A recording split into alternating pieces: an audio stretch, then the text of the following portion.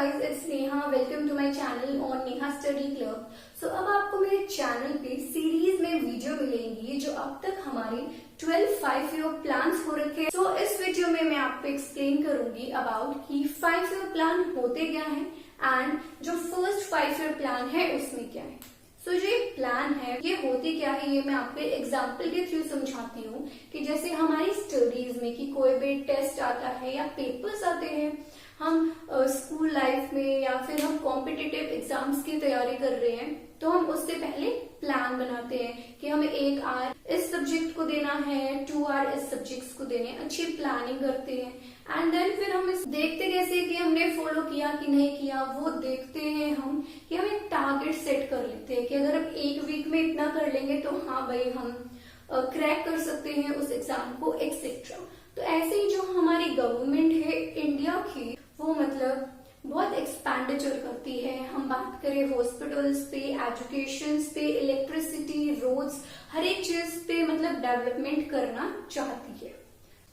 सो जो ये 5-year plan है इसका मतलब क्या है कि ये डॉक्यूमेंट है जिसमें लिखा जाता है कि जो हम अगले 5 सालों में अपनी कंट्री पे क्या क्या खर्चा करने वाले हैं एंड एक टारगेट भी सेट कर देते हैं जिससे हमें पता चल जाता है कि हम कितना और ग्रोथ कर रहे हैं, किस सेक्टर में डेवलपमेंट कम है, किस में हमें बढ़ानी चाहिए एक्सेट्रा. सो जो ये 5-year प्लान है ये फर्स्ट टाइम इम्प्लीमेंट हुआ सोवियत यूनियन में. यहाँ पे जोसेफ स्टालिन ने 1928 में इम्प्लीमेंट किया. सो हमने भी जो ये 5-year प्लान का आइडिया था ये सोवियत यूनियन से ही लिया. सो इंडिया में जो ये 5-year प्लान है ये इम्प्लीमेंट हुआ 1951 एंड इसको प्रेजेंट किया हमारी पार्लियामेंट में जवाहरलाल नेहरू इन 1 दिसंबर 1951. सो जो ये आइडिया था 5-year प्लान का ये हमने लिया हरदार डोमर मॉडल. इसमें कुछ मॉडिफिकेशन करके हमने इसको ही अडॉप्ट कर लिया. सो हम बोल रहे हैं डेवलपमेंट होगी तो डेवलपमेंट करेगा कौन, तो करेगा वो प्लानिंग कमीशन. तो 15 मार्च 1950 में प्लानिंग कमीशन को अपॉइंट कर दिया गया. सो उसके बाद 1951 में इन्होंने इनका फर्स्ट 5-year प्लान निकाला.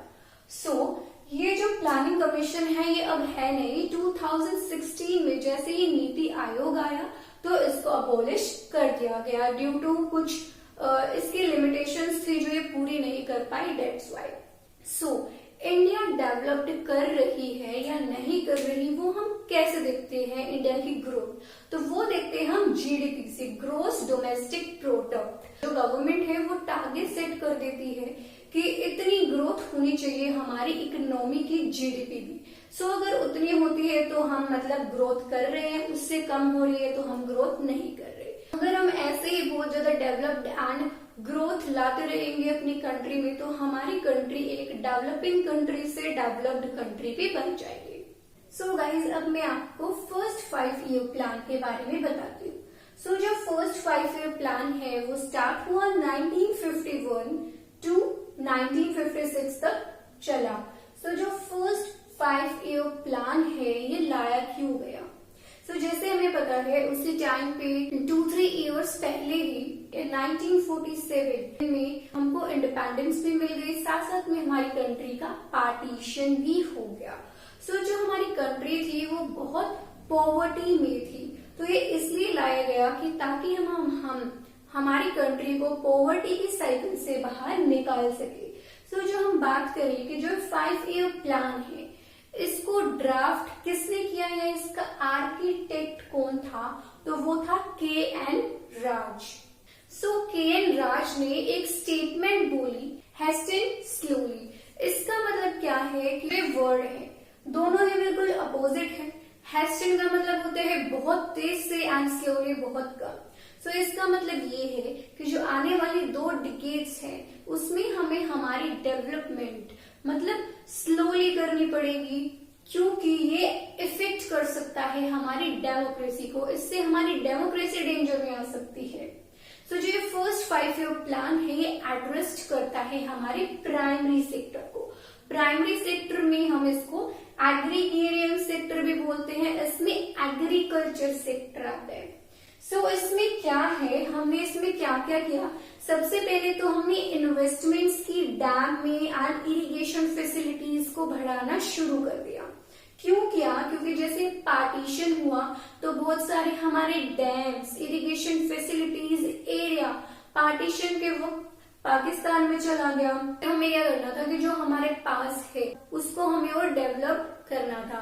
तो इन्होंने सेकंड क्या किया कि जो हमारा एक one of the huge dam है भाखरा नांगल डैम, इसको एलोकेट कर दिया।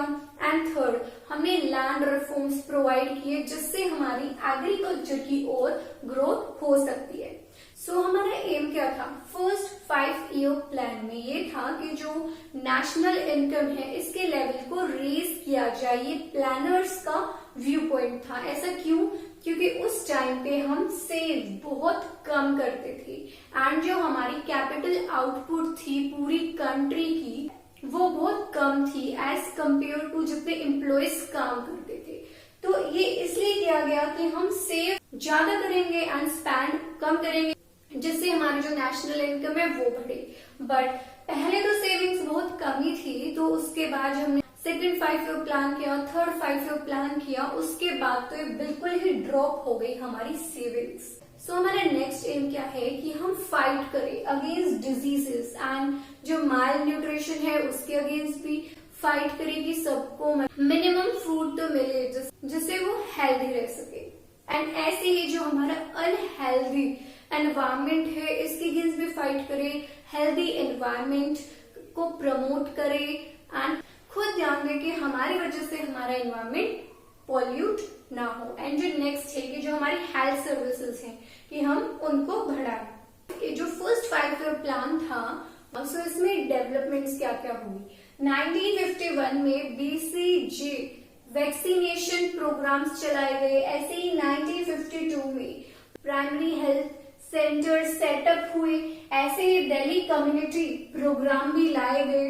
Central council of health and जो वायरस रिसर्च सेंटर है पूना ये भी सेटअप हुआ एंड ANM ट्रेनिंग भी स्टार्ट हो गई। सो ऐसे ही 1953 में जैसे डिसीजेज हैं चिकन पॉक्स, मलेरिया, इसको कंट्रोल करने के लिए बहुत सारे प्रोग्राम्स लाए गए। ऐसे ही 1952 में कि जो हमारी सैनिटाइजेशन है और अच्छी हो जाए इसको लेके बहुत सारे प्रोग्राम्स लाए गए। ऐसे ही 1955 में गर्ल चाइल्ड मैरिज एक्ट पास हुआ जिसके थ्रू बॉयज की मैरिज एज 18 कर दी गई एंड गर्ल्स की 15। सो जो हमारा ये 5 ईयर प्लान था जो हमने टारगेट सेट किया, क्या हम ये अचीव किया भी कि नहीं किया? सो हमने सेट किया था कि जो हमारी ग्रोथ रेट होगी वो होगी 2.1% ऑफ अवर GDP। बट जो हमारी ग्रोथ रेट थी वो इससे ज्यादा हो गई, वो थी 3.6%। So here I end my video and if you like my video please like, share and subscribe. Hope you all had a good